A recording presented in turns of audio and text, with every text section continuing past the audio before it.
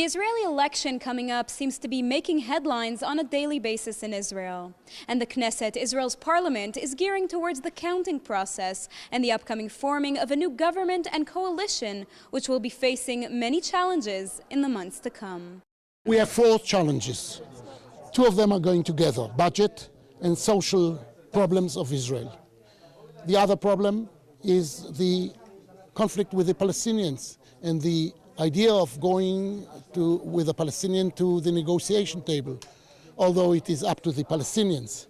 And the third one is the problem of what we call Chok Tal, which means serving in the army, the burden of every Israeli to serve his state according in equality.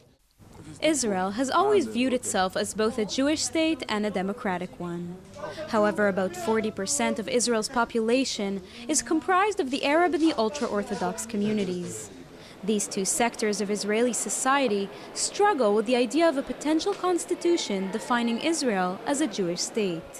And so sustaining a Jewish state at the same time as maintaining a democratic one often appears as a contradiction.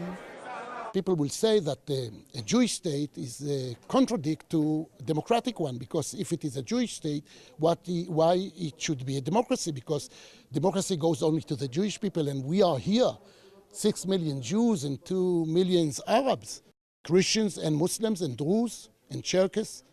So by definition, there is a gap, and the burden to prove that we can bridge the gap is on the Jewish majority, to say there is no contradict, there is no gap between a Jewish state and democratic one.